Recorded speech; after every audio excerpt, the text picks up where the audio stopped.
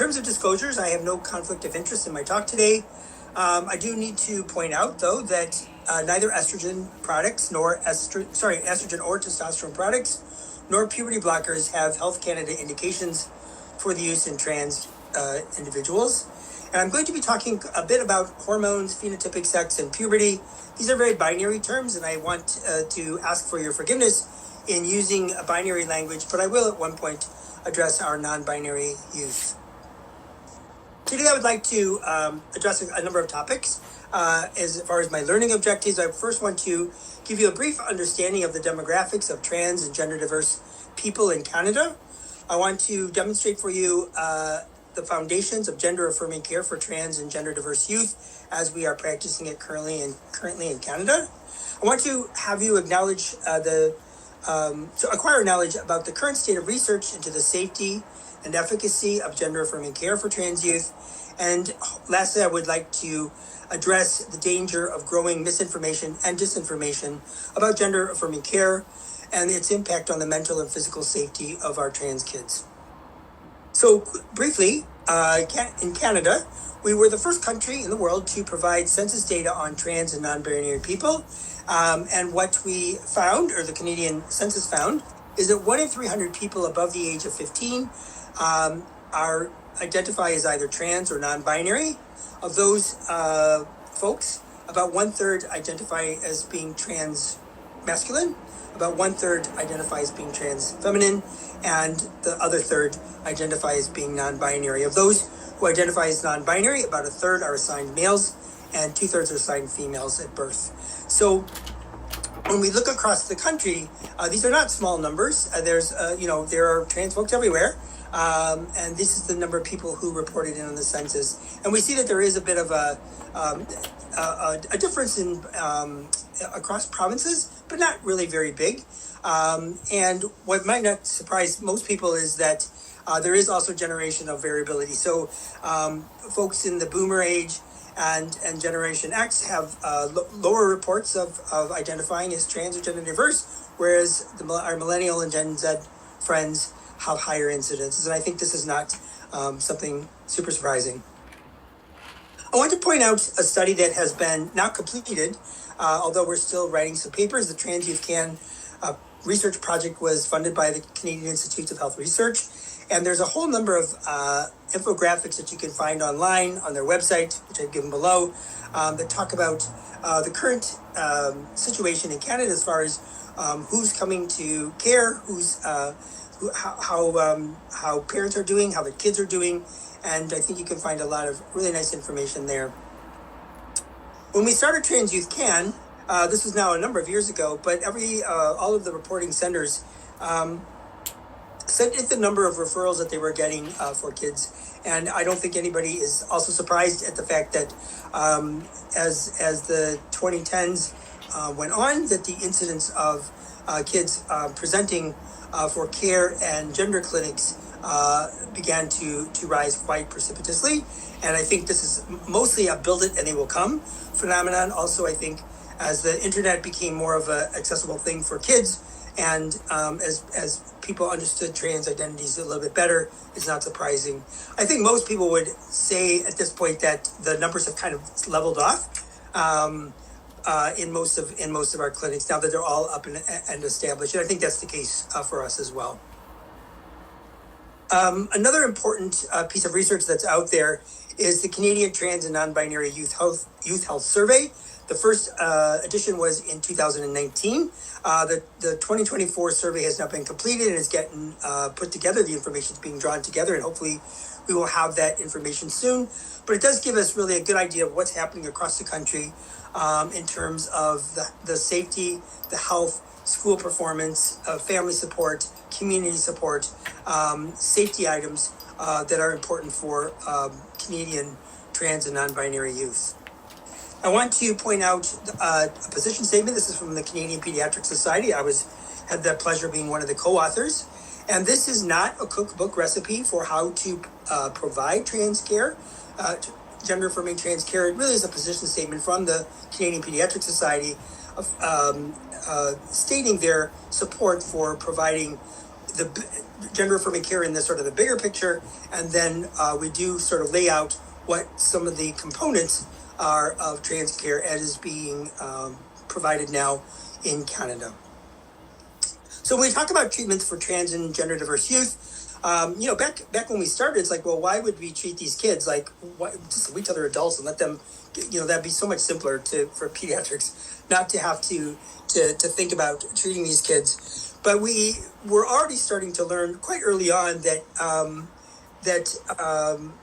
if we could prevent kids from having surgeries like top surgery for the males, or for having to go through electrolysis to remove facial hair for the girls, that this would just make their lives a lot easier.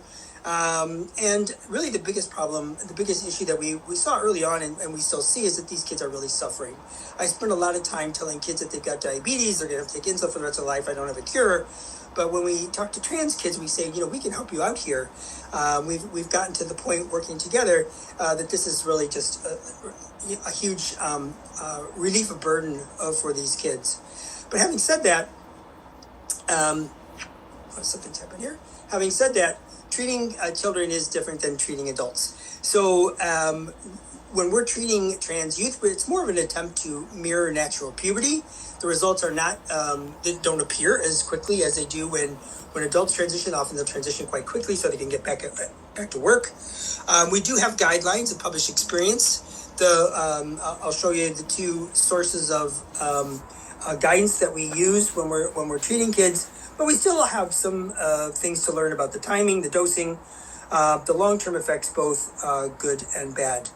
So really, it's on the left, the WPATH, the World Professional Association for Transgender Health, which is our international organization of both medical, mental health, legal, nursing, social work supports, and administrative and policy-making people who look after the care of trans individuals worldwide.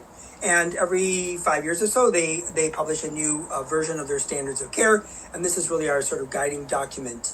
On the right-hand side is the Endocrine Society's guideline, which is now also being revised. But it's really more the cookbook of here's the hormone doses and things that we use.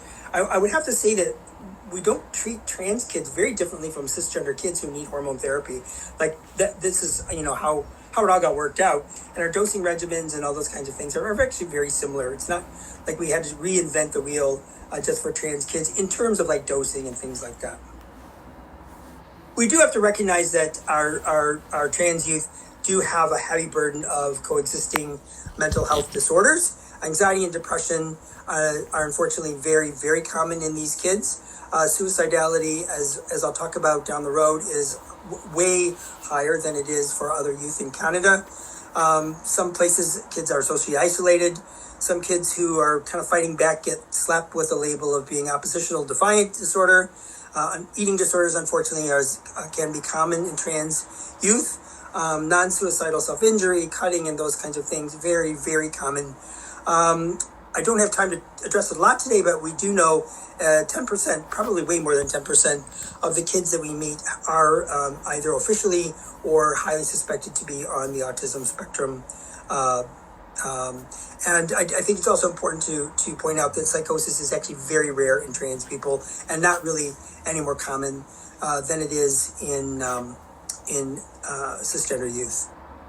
So this is a study from 2022, which looked at a number of youth across Canada.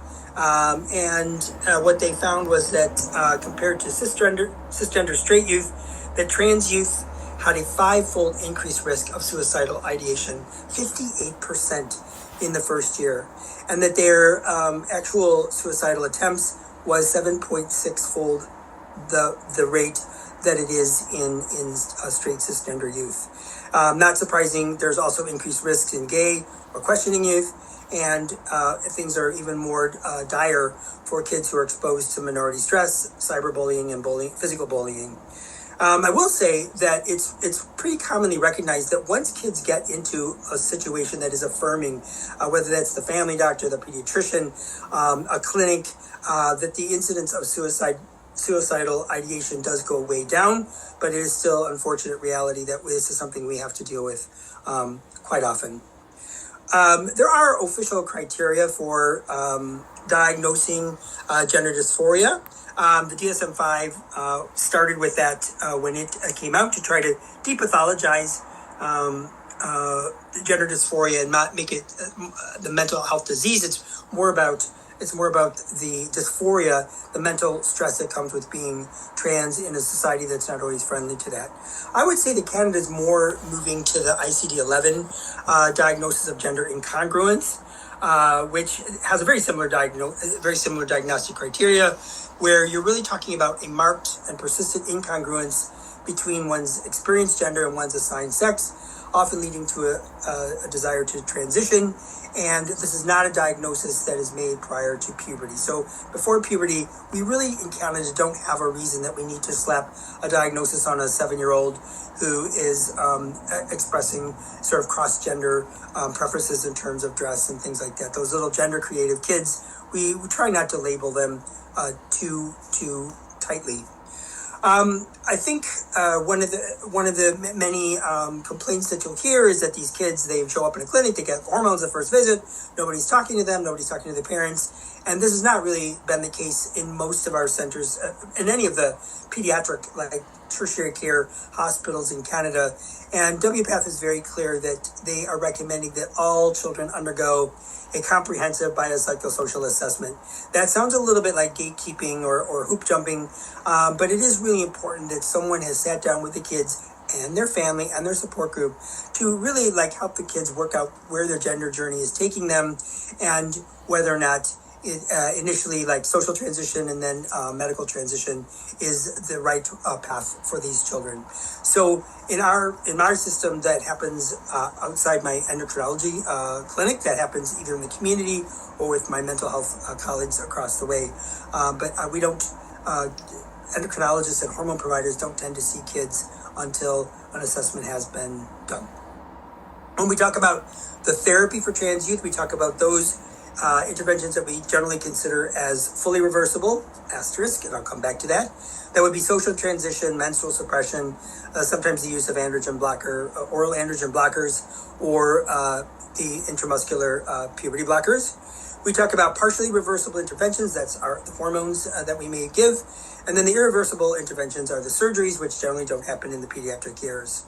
And again, all of these therapies are done in coordination between the mental health providers, the medical or surgical providers, the individual, of course, themselves, and then the family and their community that's around them. So in Canada, we use an informed consent model, and this means you need to know the local laws. These are our consent forms. They're freely available online, and I know lots of folks use them.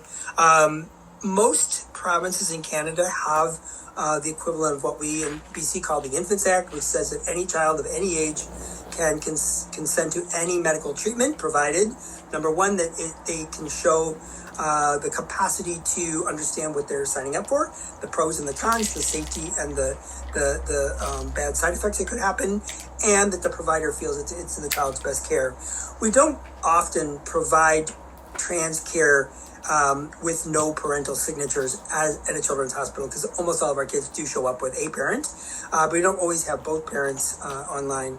Down the road from me in a more of an inner city clinic, our Three Bridges clinic, they may sometimes have to go more on a harm reduction model. It's like this kid is going to get illegal drugs, or they're going to get legal drugs and clean needles. And so sometimes they will work more on a harm reduction basis than more of an informed consent basis, trying to track down parents and things like that.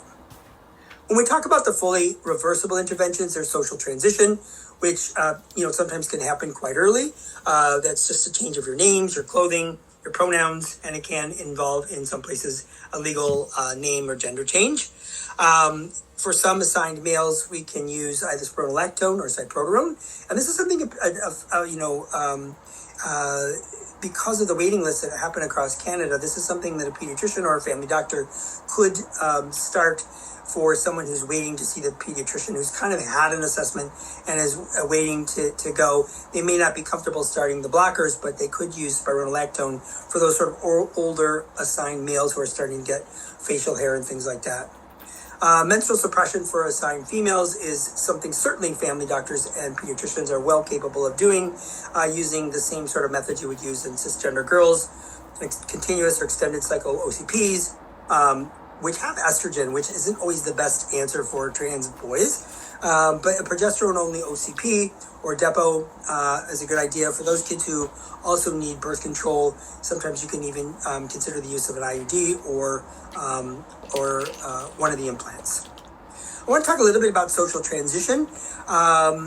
Certainly those kids who are gender diverse, gender creative, but aren't yet in puberty and aren't really going to be one of my patients for a while. Social transition can be extremely helpful. Some of the kids transition themselves and it's kind of like almost too much work to make them untransition. They just, this is what I'm going to wear, this is how I want my haircut, and they just will put their foot down. But it could be a good option. Obviously, we have to be thinking about the safety of the child. If a little boy is going to show up in a dress at school and get beaten up, then that's probably not the right time to socially transition. But I think in Canada, that's become easier in the broad majority of places. It is not a bad idea to have a mental health provider help the kid to make sure that the transition's going to be safe and everything. And as well, school personnel have been really crucial in getting the schools to a better place in terms of safety for many, but not all trans creative or gender diverse, gender creative kids. This may involve allowing the boys to wear a girls' uniform at school where uniforms are required, using names and pronouns, how they appear. And then sometimes for the older kids, things like binders and packers sometimes can be helpful for the kids to be a bit more comfortable in the clothing or that they're wearing. Legal name and gender change is relatively easy in most provinces in Canada. In BC, it costs $27 to change your gender. Legal name is $150, something like that. Well, does social transition work? I think now there's a fair amount of research that tells us that it does. This is just one study that lots of people will talk about. This was an American study looking at 73 socially transitioned kids, comparing them to their sibs. And really what they found that was those kids who were supported and socially transitioned at school and in their lives, they had the same levels of anxiety, same levels of depression and functioning as their sibs. There was a little bit more anxiety in the trans youth. But I think this is important to point out that we don't have to have kids with heavy mental health burdens already when they're just socially transitioning, that we can make things better for them in many ways. And historically, we know that kids who aren't able to socially transition have much higher levels of anxiety and depression and suicidality. I talked a little bit already about the menstrual suppression options. There are many that we can use in Canada. I want to talk about fully reversible interventions. And again, I've got a little asterisk there because puberty blockers, I think we've been saying it wrong for a number of years. Puberty blockers are 100% reversible in terms of stopping puberty, and when you stop those blockers, puberty comes right back on. So I think that that's fair to say those are fully reversible, but there are some effects on the bones, which I'm only going to just briefly talk about, which may not be fully reversible. And I think when we're talking about, starting a kid on a therapy, what I tell the parents is, it's like any medical therapy, there's going to be some risk and there's going to be benefits. And when kids are like really struggling, maybe the price we're going to have to pay is a bone mineral density that's a little bit lower than what we would like. You probably know that we don't start puberty blockers until a person's in puberty, 10 or 2. This is sort of done historically because we don't have a blood test. We don't have a brain scan that tells us the kids who are really trans. And what we know is that many kids who sort of cross-identify pre-pubertally, most kids start to solidify their gender identity around the time of puberty, if they haven't already done it before that. And that this is really the time where it's a little bit easier to make sure that we are kind of weeding out those kids who really are not going to follow a sort of a traditional trans journey. They may be kids who end up being completely cis and straight. They may be gay. They may be cross-dressers. But this is kind of the one way we have of separating the really trans kids from those who who don't really need medical therapy or don't identify as trans. Now, we have to remember that if you're an assigned female, assigned females can go into puberty at age 9, and this is maybe where we have to start treatment with blockers, and that's awfully early before we would consider like transitioning them to hormones and things like that. So some of these kids may be on treatment for quite a long time, which is a little bit uncomfortable. Well, there's lots of benefits, though, we know from the blockers, right? We know that just stopping the pubertal development is hugely a relief for kids. It does slow down their linear growth, and it slows down sort of some of the bony changes of puberty, the sort of bigger jaws in the assigned males and the broader shoulders versus the sort of wider hips in assigned females. It stops androgen-dependent hair growth, so we don't have to then worry about kids requiring electrolysis or laser down the road. A huge source of dysphoria for the trans feminine kids is having a deeper voice or a big Adam's apple, and we can prevent that from happening. Chest growth in boys is also a major source of dysphoria. Lots of the trans feminine kids really don't like the fact that they're having erections or wet dreams or things like that. I think menstruation, having periods, is probably the major source of dysphoria next to chest growth for the boys, and the whole possibility of fertility. These can be all very dysphoria causing, and as well libido. So we can decrease all of that with the use of blockers. But there are some side effects, and again, I don't have a lot of time to talk about them. But one thing to know is that puberty blockers initially work by making puberty happen faster for the first couple of weeks. So we have to warn kids that, in fact, they may notice a little bit more breast growth. They may notice the first period happening. The trans feminine kids may get more erections. But within a few weeks, then the medications kick in and the gonadal steroid hormones go to zero. We do have about a 5% risk of having a local reaction. These kind of look like aseptic abscesses, sterile abscesses. And so that can sometimes lead to problems and having to discontinue the medications. As I mentioned, it can elicit the first period in an assigned female.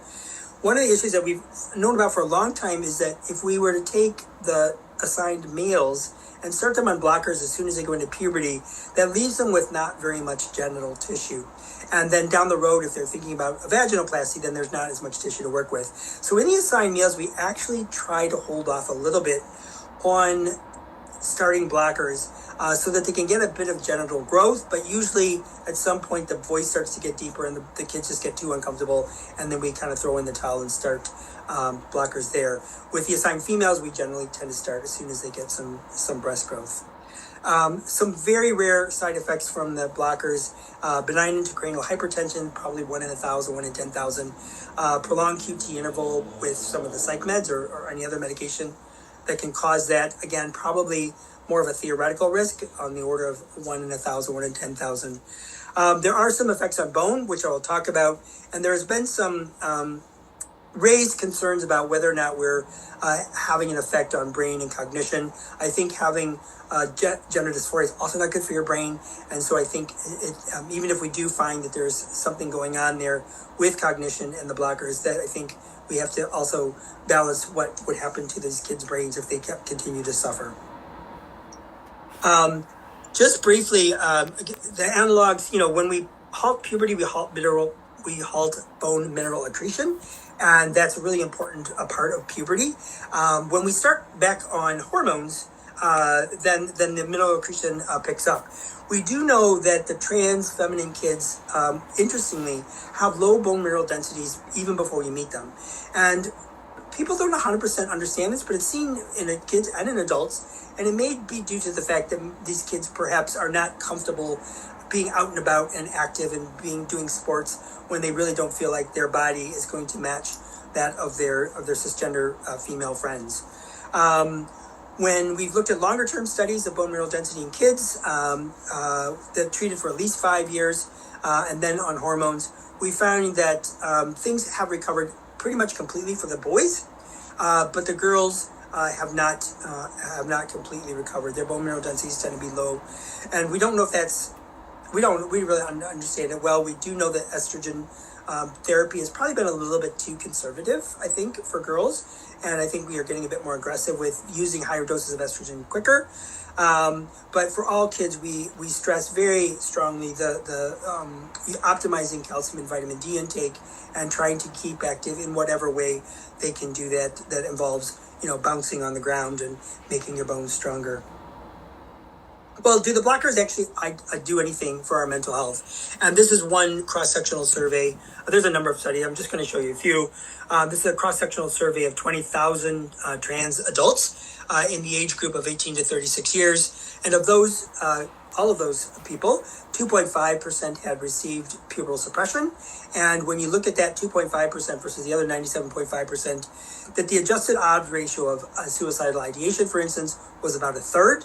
And it was, definitely much lower than those kids who hadn't been offered pubertal suppression. Now, it might not be the blockers, of course. It might be those parents who got their kids help earlier so that they still qualified for suppression. But in fact, it does seem to have an effect having gotten early treatment with blockers. The other complaint that you'll hear a lot is, well, you put them on blockers and they're going on hormones, and then they're like on this train that won't stop moving, and then all of a sudden they have to have surgery. And this is one of a couple of studies that shows that not everybody that goes on blockers goes on hormones, and that's exactly what we want.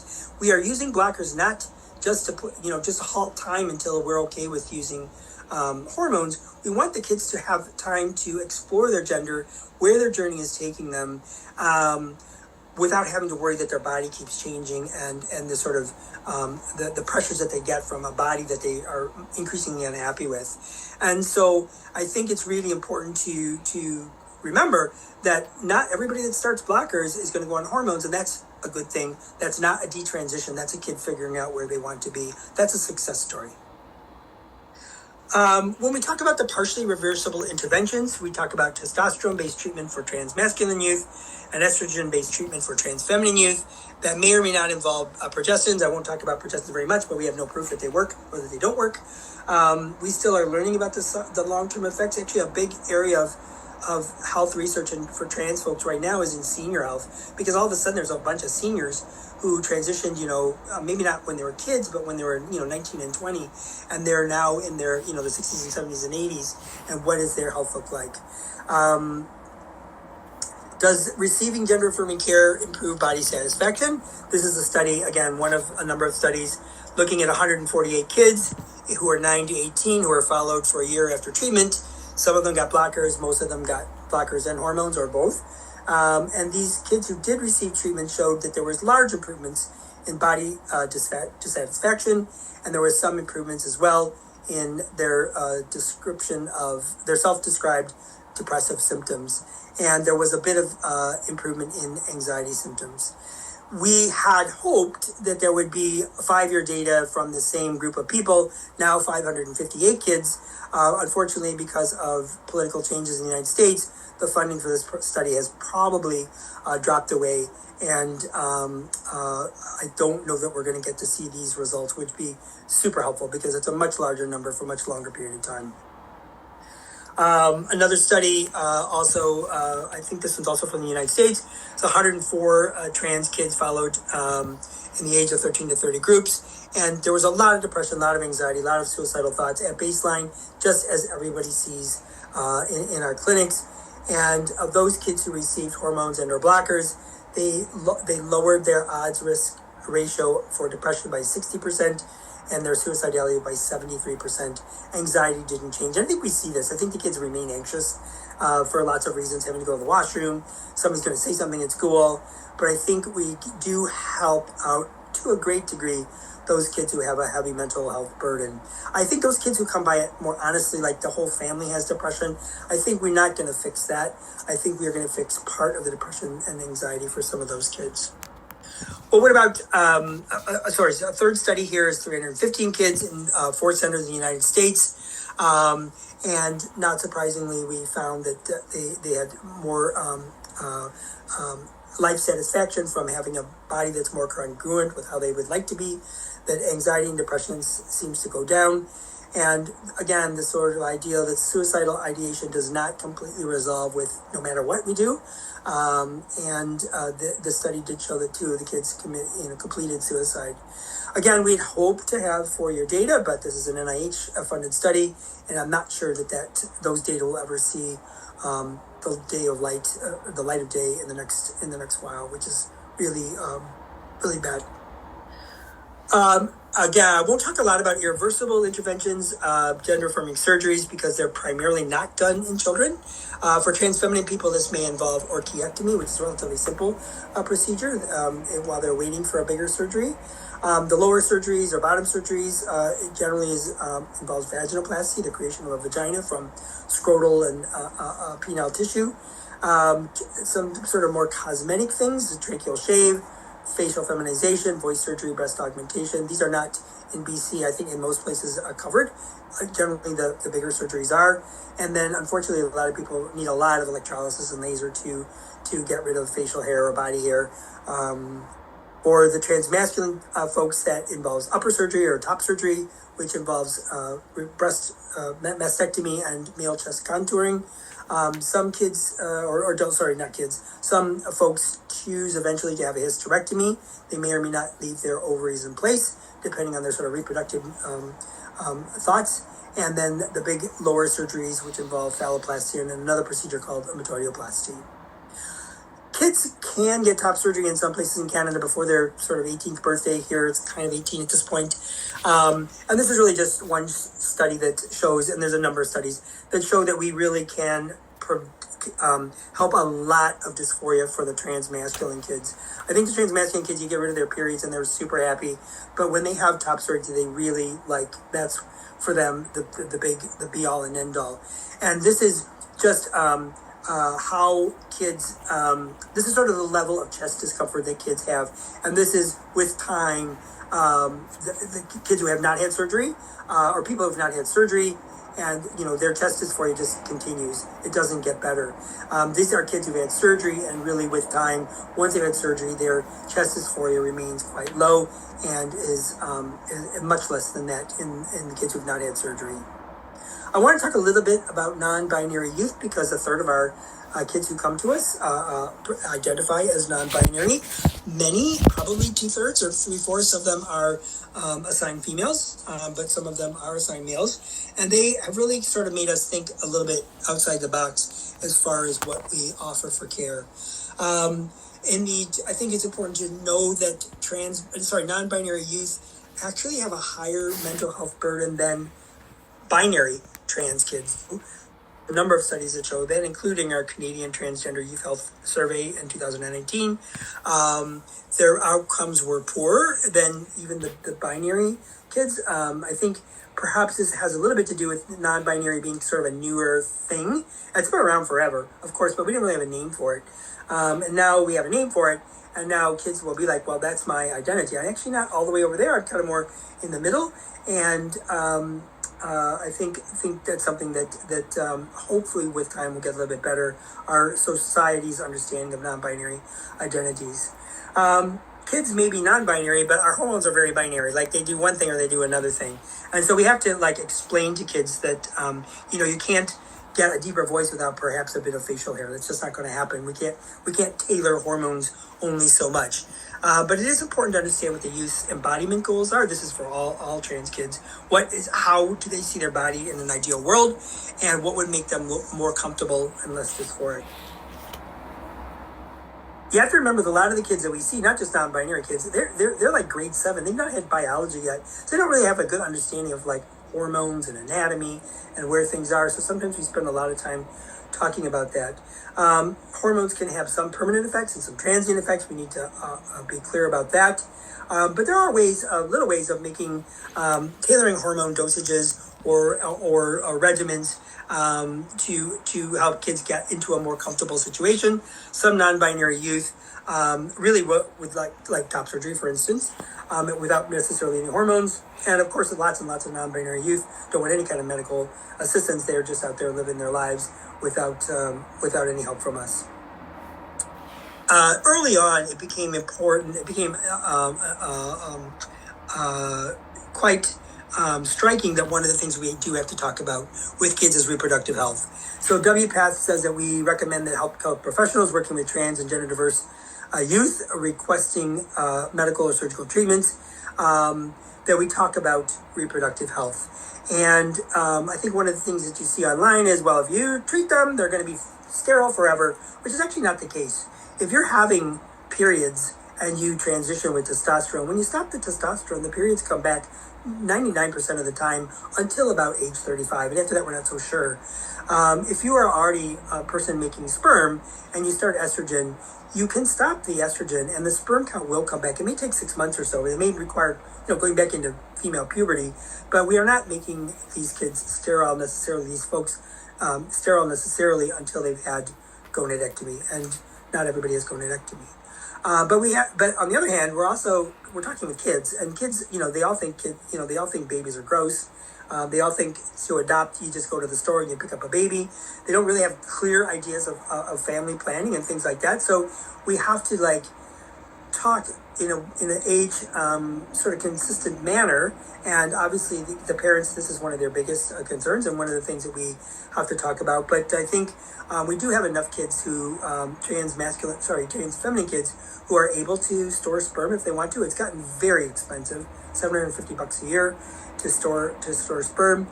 Oocyte and ovarian cryopreservation is available in some places in Canada. It's not available here. It's extremely expensive, and it's still not necessarily a 100% guarantee.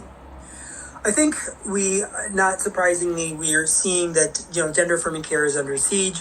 And this is sort of a world map of where care is happening. We're in the blue, which is nice. That's good. Yeah, the United States, not surprisingly, has areas that are a mess, and there's lots of places where there's just no trans care, or we don't have any information about what's going on. You probably know in the United States right now, about half of the states have outlawed trans care for kids. Many children's clinics have closed down, including in places where it's still legal, but it's just gotten too hard. The death threats, the bomb threats, all that kind of stuff it's gotten out of hand. And we get calls all the time. I'm sure my colleagues across the country are getting calls all the time from people who are like, please, can you see my kid? We're in Texas. We got nowhere to go. And unfortunately, that's just not possible for us. Even within Canada, I think we know that there are some provinces that are being a bit naughty. There's one there that's red. But I think, we have to really watch out for what's going on and the kind of words that our politicians are using and the kind of backpedaling that we're seeing in some places about trans rights and trans care, and the ability for kids to access medical care and for their parents to be able to make the decisions that they would like to make for their kids in terms of trans care. I think a lot of what we hear about is detransition and regret. I think detransition, I think we have to be really clear on what detransition is and isn't. What is not detransition is a kid, as I mentioned already, they're not exactly sure. They start on hormones. They get some more counseling. They figure out, what, my gender is not taking me towards medication. My gender is taking me towards being a gay cross-dresser, whatever. And they stop their blockers. That's not detransition. That's a kid figuring out. That is a success story. We see some kids who start on hormones and they get some changes. Very obvious example would be like a non-binary kid who starts out, they want a bit of a deeper voice. They take some testosterone for a while. They get a deeper voice. That's it. That's all they want.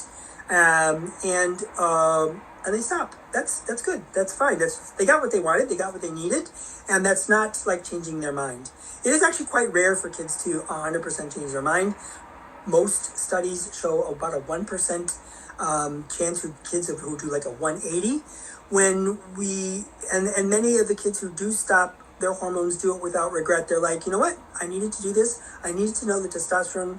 I needed to try it to know that this was not the right answer for me. So regret is very uncommon. Medical regret is very uncommon in kids and in adults as well.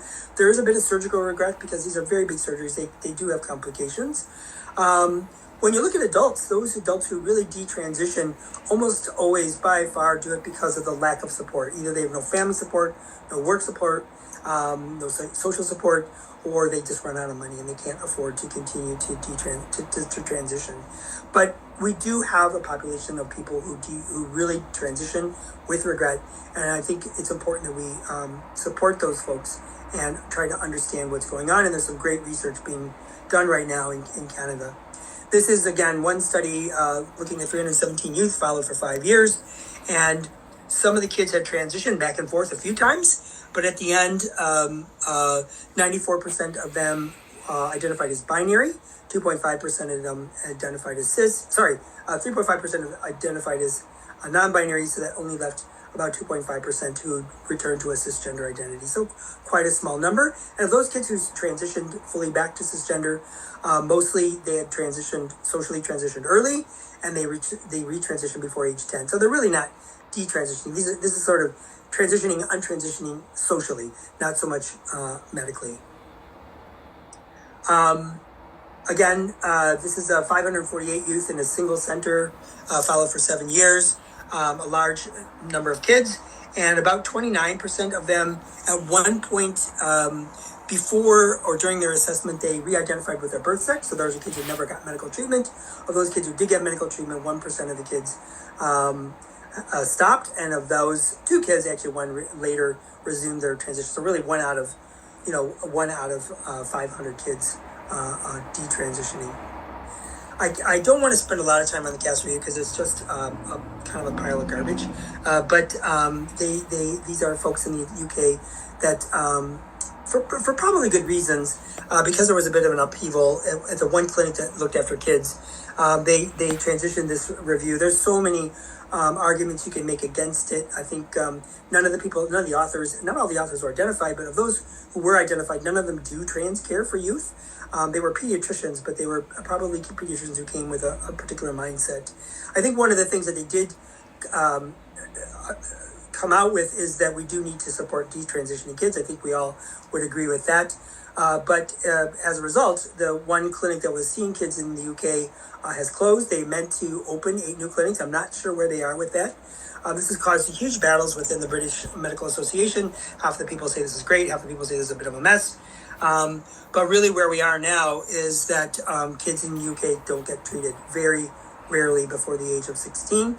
And even that is pretty much heavily looked after. I'm not going to go into all of the rebuttals. There's lots of methodology problems. The manuscript, it contradicts itself. It says, well, for 30% of the kids benefited from this, but 70% didn't, so therefore we shouldn't do it. Stuff like that. That was just not very sensible.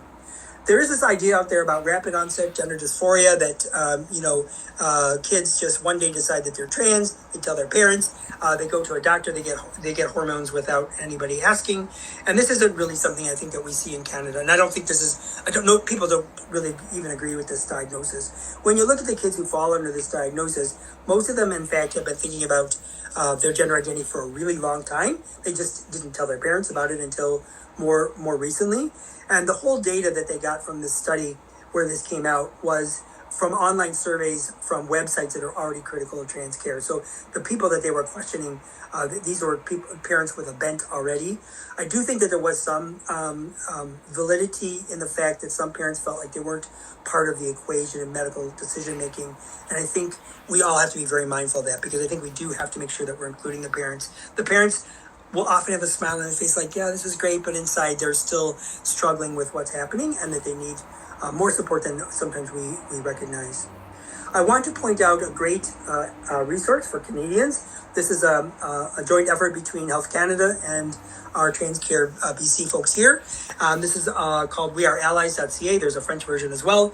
This is about fighting misinformation, disinformation, some great videos talking about things, and some really nice fact sheets about what really is happening out there. Well, what can primary care providers and pediatricians do? I think it's important that our offices are obviously welcoming to all LGBT kids. Put on your pronoun pins. Put on your rainbow flags. Make sure your washrooms are gender friendly.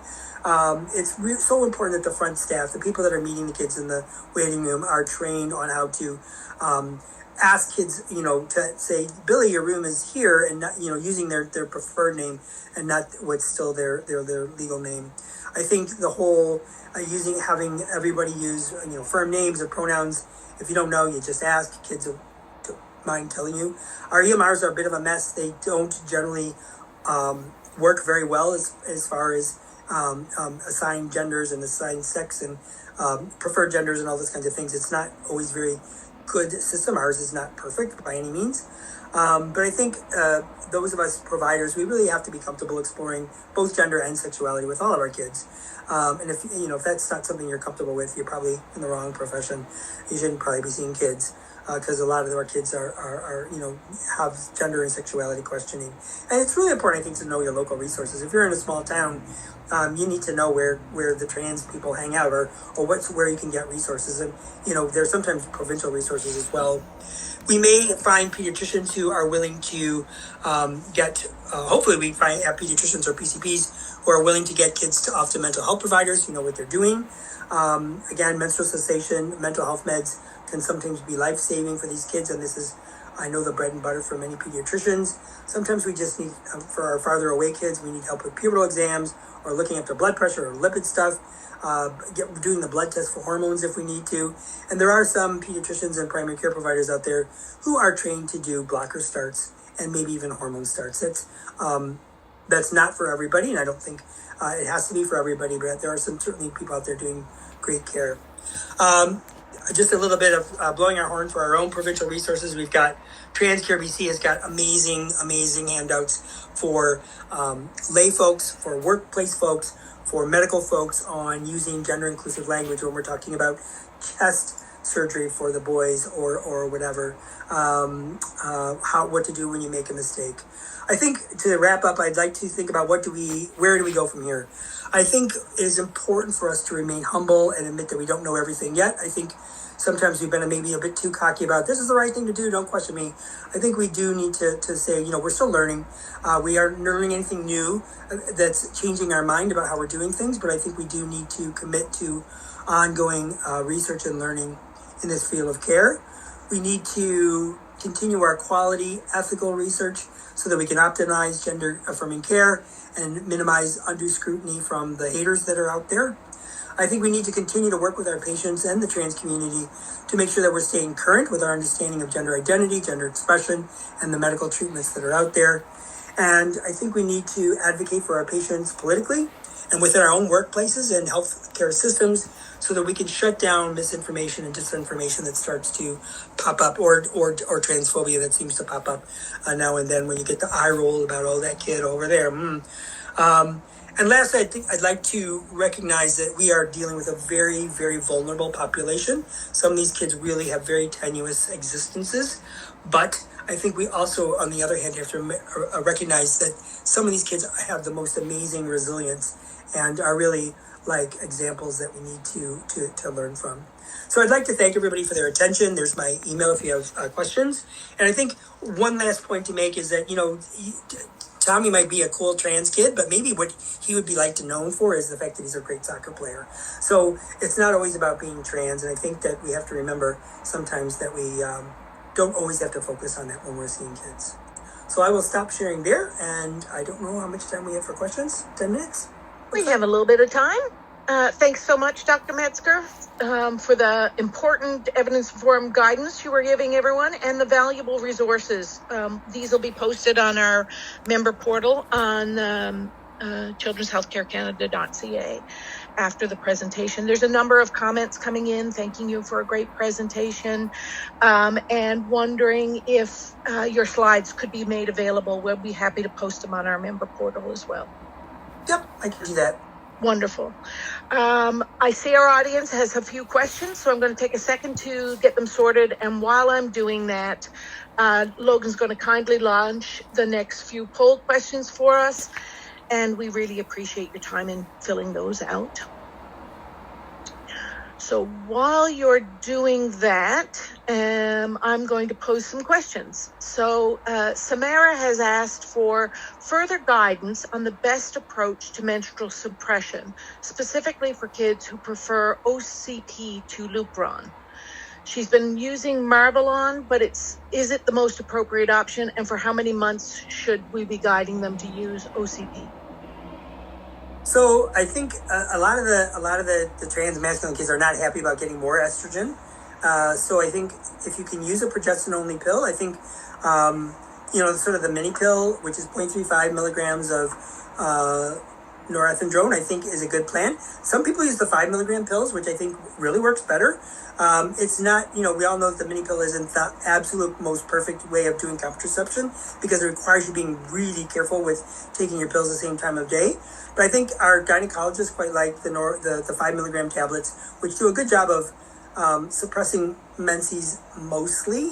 Nothing is really perfect other than hysterectomy or blockers, but those are sort of extreme methods. So a lot of our kids use the progesterone only pill, either the lower dose one or the higher dose one, or Depo. And again, it kind of depends on their contraceptive needs. Some of our kids use IUDs as well for contraception and for menstrual cessation, or the implant. Now, the implant here, I think, is free, I think, in BC. So I think more kids are going to the implant as well.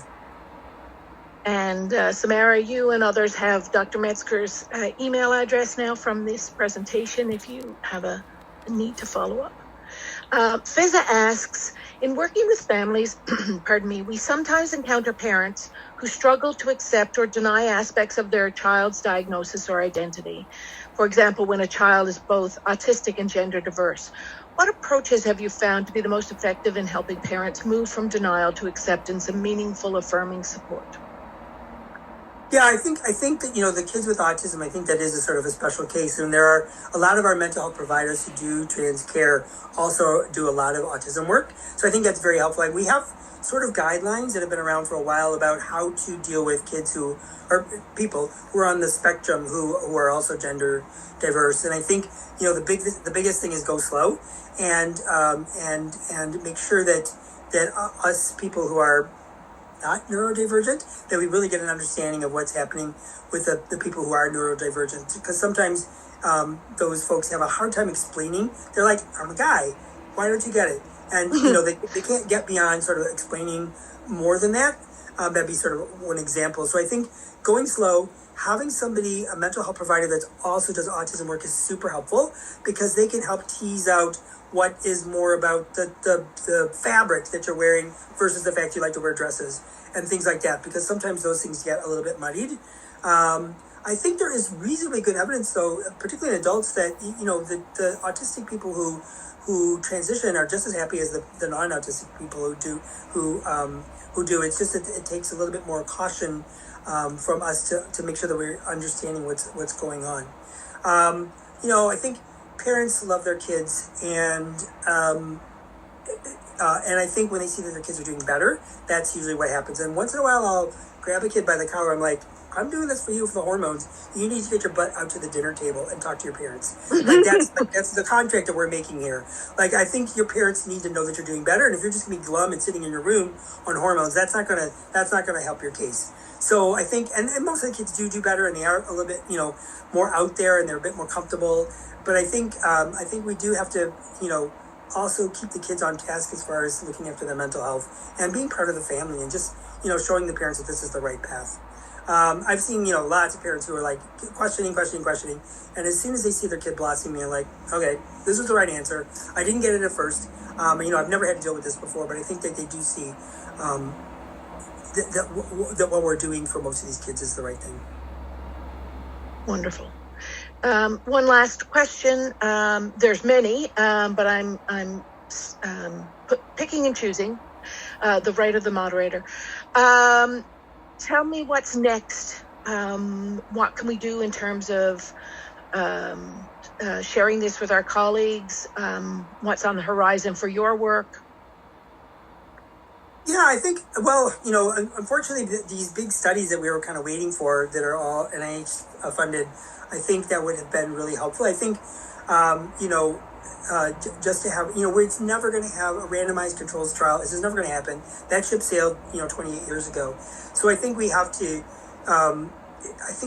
just like really fight disinformation and work within the systems. And, politically, I think the United States is a mess. Some places in Europe are a bit of a mess. We have to look at our home front and just say, that call out people that are saying things wrong. And that includes our